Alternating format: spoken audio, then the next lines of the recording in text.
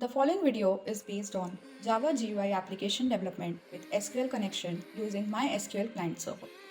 The following topics are prerequisite of this video. You need to have clean concepts in NetBeans, MySQL functions and basic usage, JDBC, that is Java database connectivity and Java apps. All the required prerequisite links are provided in the description box. We will see a fresh demo Java app, namely VisionCare, based on the idea of online eyewear shopping site. This falls under the category of e-commerce domain and is a very basic model of this app. This app can be put on very high level modification with better understanding of the language Java and use with SQL. We will show you the execution of this app, the designing breakdown of this app, the coding stuff that you need to know, the relation between frontend and backend. Also, please keep in mind that we are using NetBeans version 8.0.2, Java Development Kit version 8 and MySQL Client Server version 5.1.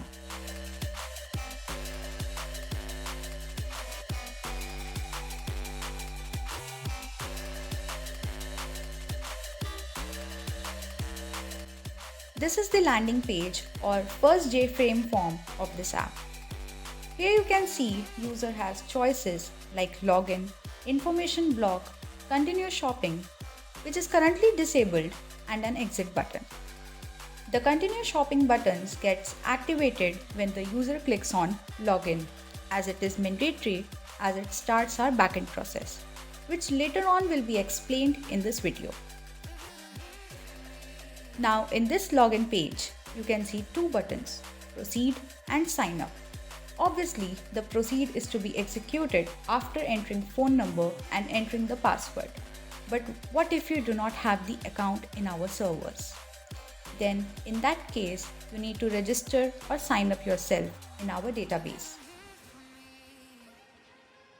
This is the sign up section where you need to enter your phone number, name, choose your gender, age, address, and set up a desired password. Now we will proceed. All these data will be stored in the database table.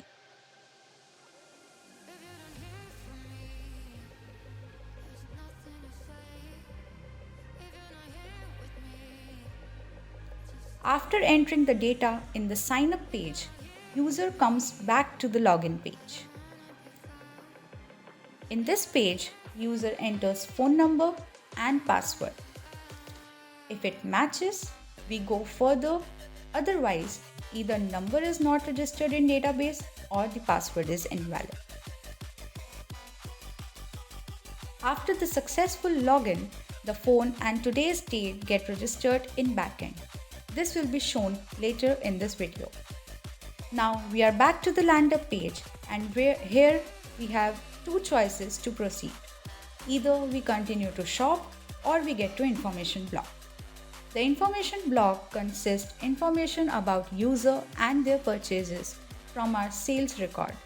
So for now, we continue with the shopping. Okay, as a demo app, we have just 4 spectacles in list.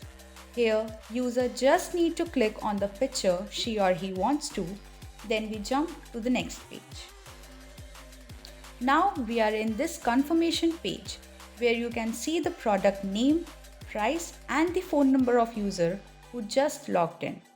Now here we have to choose quantity, which is maximum 4, and with each quantity the base cost is multiplied by the quantity count. Now we simply choose mode of payment, and here you can see net banking and UPI options are written in demo because they will be updated later by us. For now, it is just for example. In an application, you can make as many changes as you want, as per your knowledge. Now we move to the next page. Now this is the final JFrame in this program where we display the bill using backend retrieval. Here, by default, user's phone number and date is printed and rest will be fetched from database by clicking the button Generate Bill.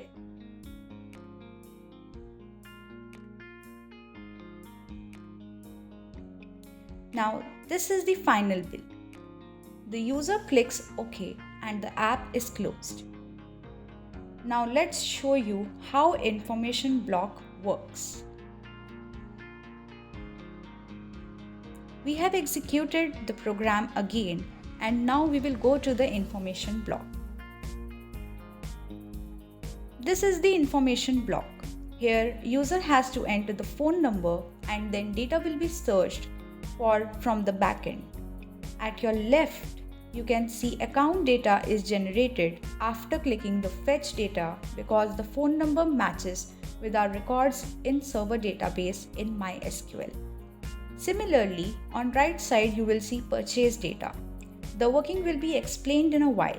In this page, you can see two more buttons, edit account details and delete. First, let's try editing. In this, user can edit their data button by button, field by field, but phone number is as usual mandatory as it is, the primary key in the main tables at backend.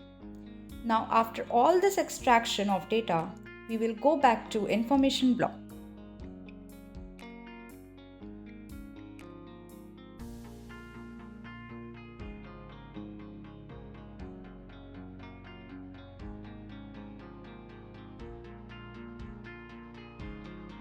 Now when we will press delete button, this particular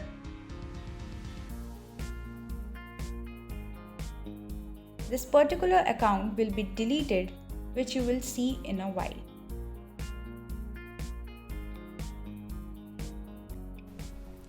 Okay, so after this explanation of the execution of this application, we will look after the basic programming and some designing details of this app. First of all, this is the page 1, that is the land up page, where the user will come at the beginning, and here you can see these 4 buttons. So what is the basic programming done? On the click of login to continue, this is first of all J button 3, that is the shopping button.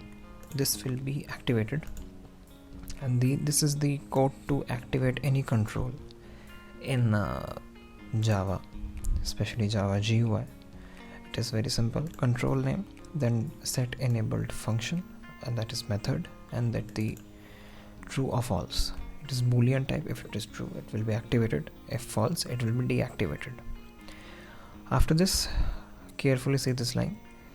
This code is used to activate any other page. This is called the page linking. That means here you can see it is written new login page dot set visible true. That means on the click of login to continue button, first of all this button will be activated, and then we will jump to the login page, this page. And now when we come to login page, you can see here are 2 text fields, 4 labels, and 3 JDD buttons. The simple logic behind it is the user, if registered in the database, will simply enter the phone number, then enter the password, and then click proceed. When the person will click proceed, we will take the phone number from JText field 1.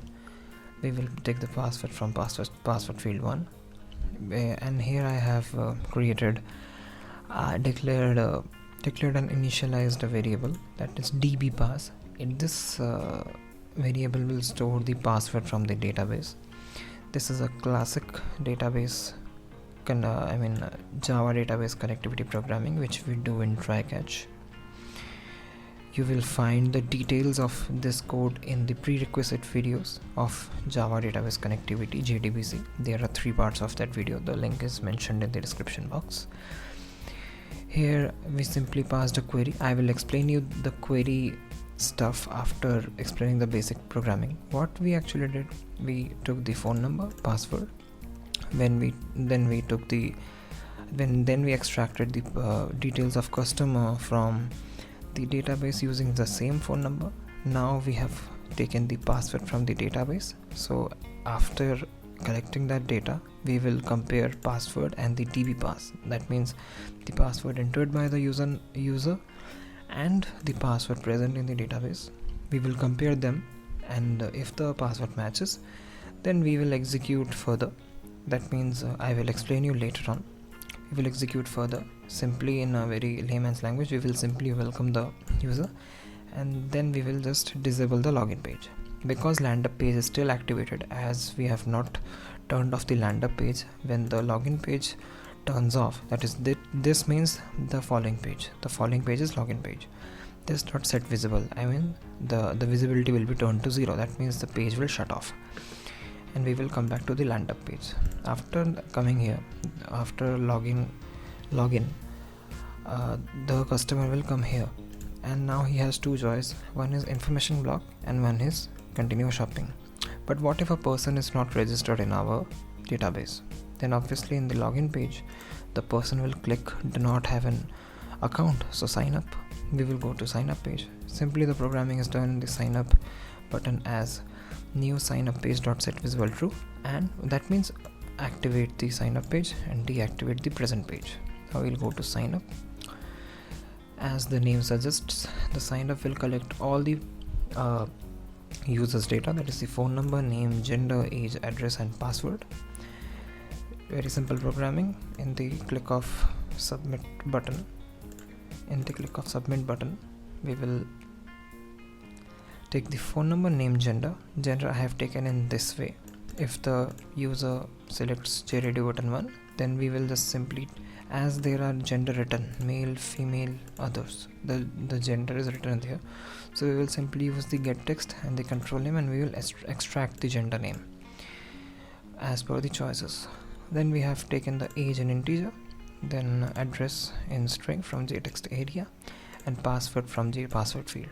Here we have taken phone number in string format, because the integer data type in Java will not allow you to enter a 10-digit phone number if your number starts with 3 to 9. There is a particular limit of integer in Java. We have tried it. So to make it very, first of all, the first logic is there is no calculation that you need to do in phone number. So whether you take it long or whether you take it string, there is no difference. So we have simply taken it string to make everything easy. After collecting all this data, what sign up means? After collecting data, we will simply register the user to our database. So using this database connectivity, using an insert into query, we entered all the data into the required table. What is the required table will be explained later. Then after all this stuff, when the submission is done, we will again go back to the login page and we will deactivate the current page. Second, and also all these codes will be given to you. There is a link in description box in which you will find a text pad in which all these codes are mentioned. So now here, when we are back to login page after sign up, a customer or a user needs to log in again, and after logging in, he will be jumping to land up page. Now in the land up page, you have two options: either you shop, either you go to the information block. Let me show you the information block. In the information block, you can find your account details and the purchase details. But to fetch your purchase details, you have to purchase something. So let's go back to the land up page. In the land up page, what will happen if a user clicks the continue shopping button? After clicking at continue shopping button, we will jump to the products page, that is products not set visible true. We will now go to the products page. Here are four spectacles you can see. These all are labels: label 1, label 2, label 3, label 4. I mean 4 labels are here. And if you don't know how to insert picture in a label, there is also a separate video for that. It is also mentioned in the prerequisite, so you can watch there that how you can insert images in JLabel. Apart from that, you will be thinking that there is no button. Then how the user is navigating?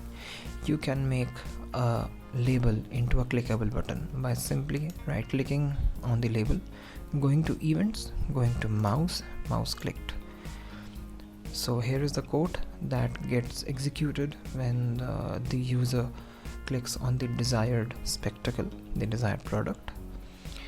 we have taken this date as a blank string that we initialized it, and we have used the database connectivity to extract the date. How we extracted the date? We simply passed a query of select system date, that is sysdate, as date. As date is mentioned because when you write select sysdate, so the column name also comes as sysdate. To simplify it, we use the as keyword so that the column names turns to as, and we will get the today's date. Why we use today's date, this I will explain you later. And obviously you will be needing a good basic logic, basic knowledge in SQL to understand these types of queries. Apart from that, result set is used to extract the selected data from the MySQL. So if rs.next, that means if we get any data, if the SQL server prompts any data after execution of this query, then we will we will execute this code. What is this code doing? This is just simply extracting the date which we got in the table. You will get date like this. Here you simply write select sysdate. So, and if I write select sysdate as date, here is the difference. Here the column name is sysdate and here the column name is date, but both the values are same. And now there is another challenge. In this sysdate they also mention the time. Now we don't need the time, we simply want to chop off the time. Then what we have to do? We just have to keep this much of data. This is 10 digit data, 10 digit, or you can say 10 index data. That is 1 2 3 4 5 6 7 8 9 10 11, I mean from 0 to 10. Okay, so we will simply use the date dot the substring method. The substring method will be used to just cut the time portion, just to keep the date portion. Okay, and this is also a basic Java function. If your concept in Java is clear, you will be knowing this function. And after that, what are we doing here? For now, the following video is a very basic level video, so I will not be explaining that what is confirm x is equal to new confirm, because people who know core Java, they know that this is a kind of object declaring, or it is object declaring only. So we will not discuss about it. You just simply understand it as a standard syntax. It is a standard syntax of transferring data from one JFrame to another JFrame. Like I am transferring this particular data. That is the simple logic of it is that if a person clicks on this spectacle, this name should be coming here in the confirm page, and also the cost of the specs should be coming here in the product price. So we simply need to transfer that data. For this, the prerequisite video is mentioned. We have a video on how to transfer data from one JFrame to another, but also I am explaining it in a very brief manner. We will simply, this is our target page, confirm page, and this is our target control. That means in the JText field 1 of confirm page, you simply set text. You have to set text the product name. We have the product name in JLabel 7. You can see here JLabel 7. Get text from JLabel 7 and paste it to JText field 1 of confirm page. From the current page to the target page, we use such kind of programming to transfer data from one JFrame to another JFrame. Simply, we have pasted the 3000 in the confirm page text field number 2, that is the product price, for this particular product. The same logic is used in all the products. All the programming concept is same. And now we will move to the next page, that is the confirm page. In the confirm page, simply name, product price, and quantity will come. The programming is very easy, and the click of confirm purchase, what we will do, we will collect the product name. We will get the product name, get the cost, get the phone number, get the date. As we extracted the date here, as we extracted the date in the products page, the date is also transferred to the next page, confirm page. The date appears here. It is a label, so it is a kind of invisible, but it will be visible at the time of runtime. Here we get the date, and we declare and initialize the mode of payment mode variable. Here you can see the mode of payment. The net banking and the UPI options are demo for now. I have not exaggerated it. It's just a basic model, so not going into too much details. Here we will get the mode of payment through the same procedure we used for extracting the gender. Then using a classic database connectivity, we just pass an update query. And why we pass an update query, I will tell you a bit later. After doing all these things, after setting the data into our table, we finally move to our last page, that is the bill page. What we do, we just navigate, we just migrate the phone number and the date from this following page, from date from here and phone number from here, from this following page to the bill page. Now you will you can think that how did phone number appear here? It is simple. There is also an option in Java application you can do. You can program any execution at the time of runtime. I mean, if you want that when this window will get activated, when will JFrame will get activated, you want something to happen. What we simply have to do, this is our JFrame. We'll right click there, we will go to events, we will go to window, and we will go to window activated. That means when the window will be activated, this following code will be executed. This is a classic database connectivity program in which we have just simply passed a query that in the sales table we select the phone number where the product name is null. I will tell you the logic later on why I did so. From there the phone number will be extracted and it will be printed in JTextFill 5, that is this.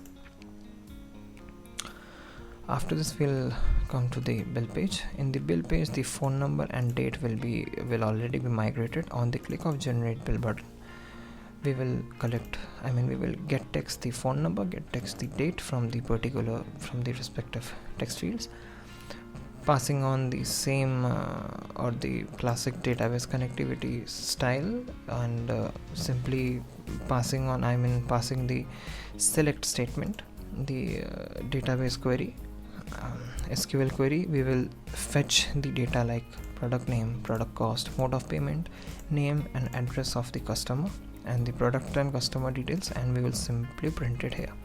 Very easy logic. To understand database connectivity in detail, you have to go back and watch the prerequisite videos, because in one video it is not possible to explain all the matters, so it is already being provided. On the click of OK, the application will be closed down. Now I will show you the backend of this app. The name of the database is VisionCare, and here we have two tables. One is customer and second is sales. You can use as many tables as you want in a Java app. It all depends how beautifully you use them together.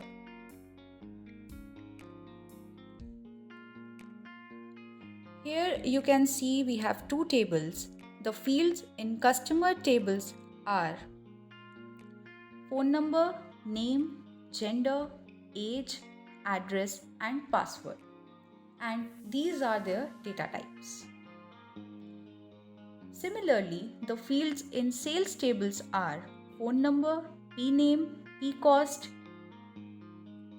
mode pay and date. And these are their data types. Here we have taken phone number as string and varchar because we no need to do any calculation on phone number.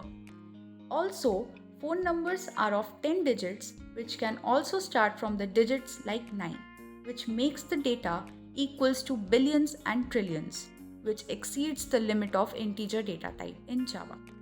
So, to handle that exception which can occur while parsing string to integer, we have taken phone number as string.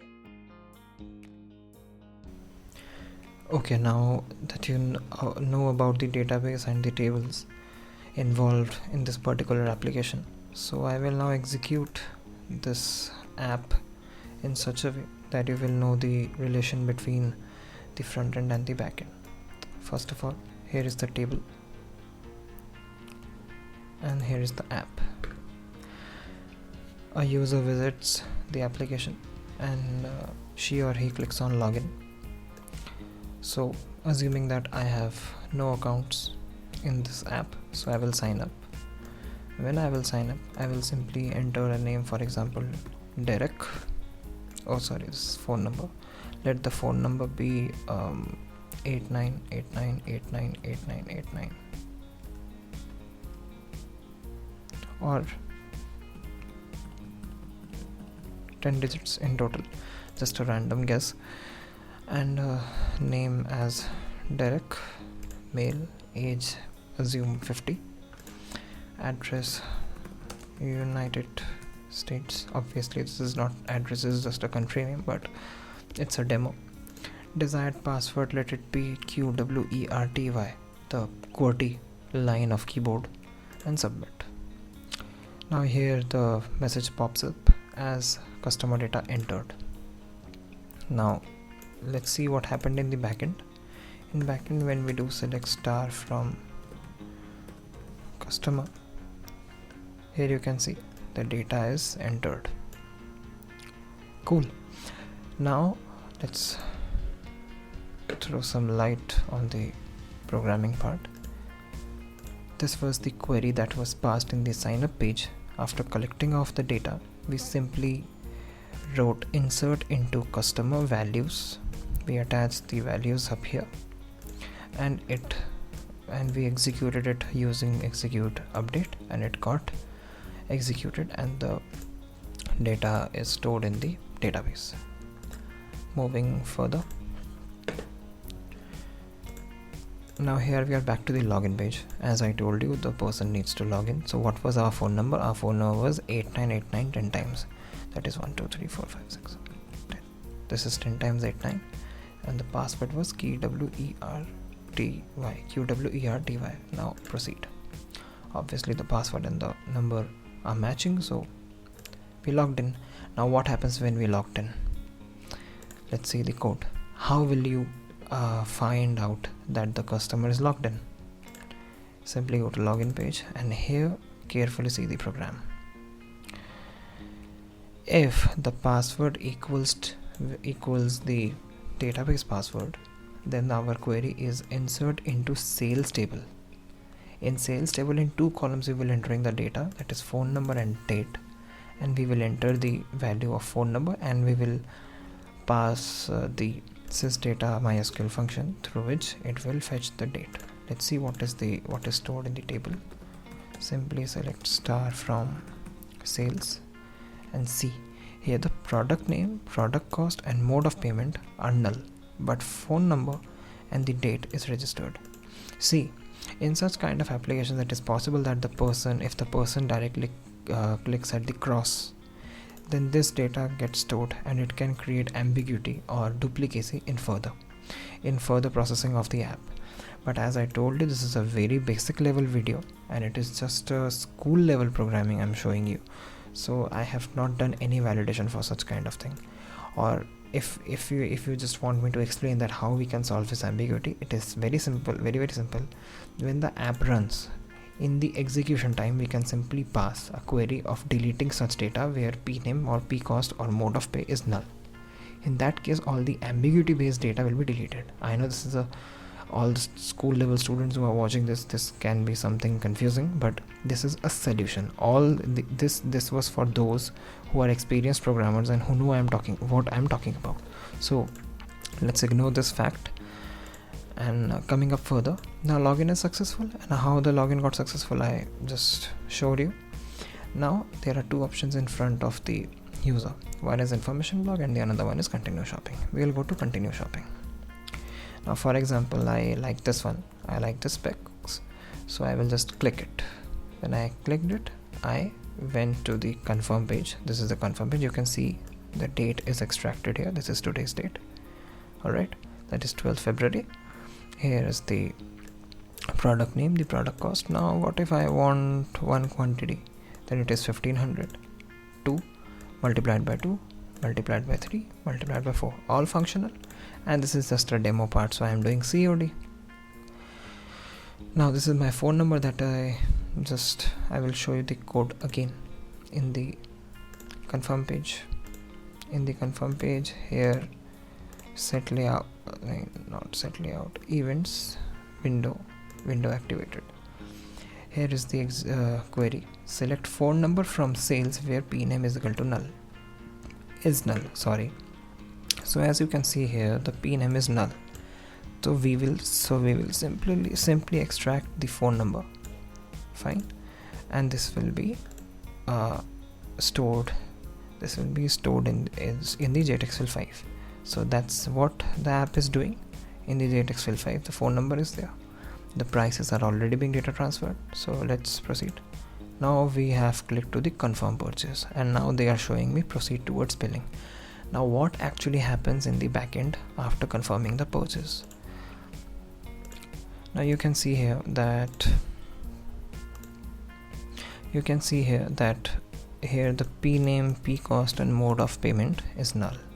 But now if I execute the same query, you can see the product name, you can see the cost, and you can see the mode of payment.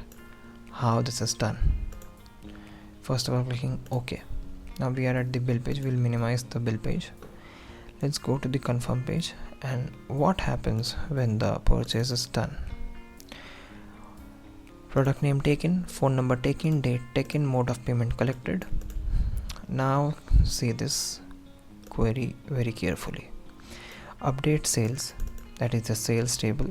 Set p name, that is the product name. Here you can see the product name as the product name that is mentioned above. That means the specs that I chose.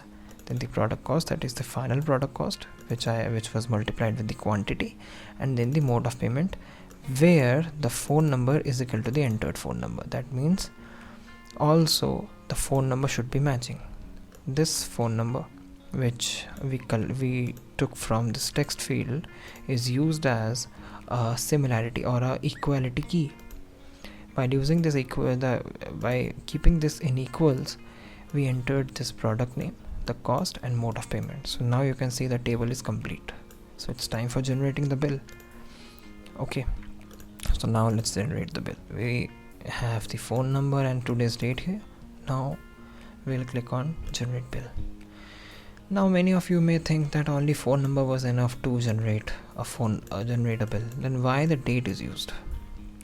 I'll tell you why. First of all, let's see the code of bill page.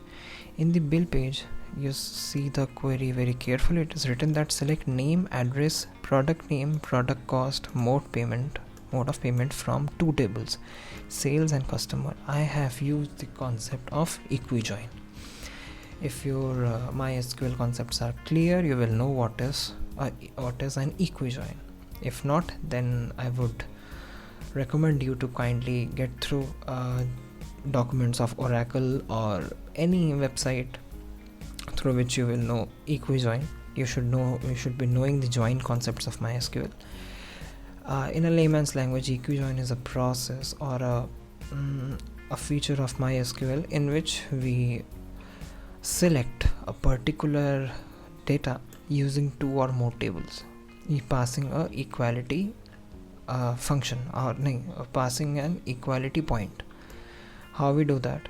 We simply just entered the required columns, and then from sales and customer, where what we need. First of all, we need the phone number, where the phone number in sales table should be equal to the phone number we took above, and the date should be today's date. That means phone number and date, both these keys are used for extracting the bill. And the last condition will be customer.phone number equals to sales.phone number. Why we did that? Let's go to the backend again. First of all, I will explain you that why I used date and phone number, both the keys, to extract the data. This phone number, that means Derek is already registered in our database. If he comes again and purchases any product, and if we just pass a query of extracting the bill using only phone number, then it will create ambiguity, that is called duplicacy. So in that case, any of the data can be selected. That means when you go to Amazon and you purchase any product, the bill of yours shows your current purchased item, not your previous purchase item. So how do we do that here? In that case, Amazon uses a sales ID or the order ID. I have not used such concept here because it brings up the idea of Java random method, which is again a bit higher level, because just by using random method you cannot make a sales ID. There are a bit more process that are being used, so that will go to a very higher level. So here I use the date, that means today's date and the customer's phone number, both together will be used to extract the bill. Although this procedure is not an exact procedure. If the person again come back today in the application and purchases something else, again the ambiguity will cause, because the date and the phone number will again match. So obviously this procedure is not a permanent solution, but it is okay for an application which is at the basic level. Now I will show you why we use the equijoin. Why equijoin is important? It is very simple. Here is the sales table. Now I will show you the customer table. The two common keys between the sales table and the customer table is the phone number. So equijoin means where the phone number of Derek in the customer table will be equal to phone number of sales, we will extract that data. That is what equijoin is called in a layman's language. Now after billing, we will see the another aspect of this application. We will again run this application. We will again log in Derek in this application, that is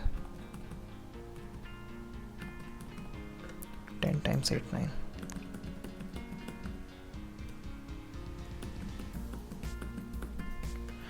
And the password is QWERTY. Proceed. Alright, now we will go to the information block and let's find out some information. First of all, we will enter the phone number of Derek. Here you need no login. I just logged in just to show you. For information block, it is not compulsory for you to log in. Just enter the phone number, that is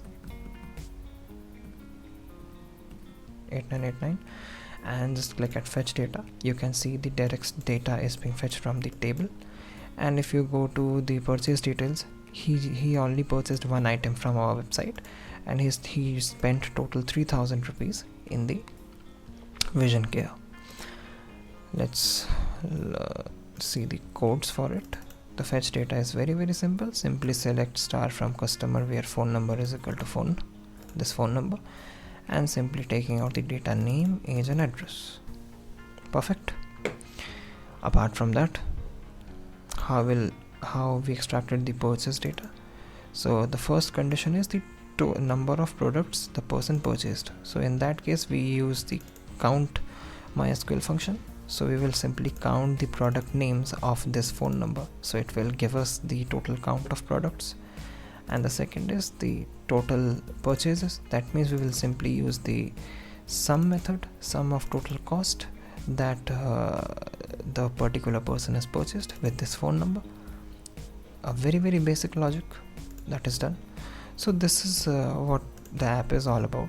But there is one more there are two more aspects that we provided, that is the edit account details. What if the name of Derek is wrong? What if the phone number is migrated to someone else? So we will again put the phone number. Now I'm not changing the phone number in this case, although you can change the phone number. I'm changing Derek's name to George. Let's guess his age is 30 and his address is California. Now we will update all these fields: edit name, updated; edit age, updated; edit address, updated. You can also change the phone number. Okay, let's change it. Let it be 2 3 4 5 6 7, just in random, no 10 digit number. Edit phone number. It's done. It's absolutely done. So let's go to the backend and check whether it is done or not. You can say it is done. Deducts information is being overwritten. Now we have one more aspect of deleting an account. You can simply delete an account. Also simply go to back button, and now the phone number is 234567. So simply we will enter 234567 and click at delete. The account is deleted. What is the proof of deletion? We simply pass the query of select dot star from customer. There is no detail of George or Derek, anyone. The data got deleted. The account exists. The account, there is no existence of the account. And now we'll click on the exit and the app is closed.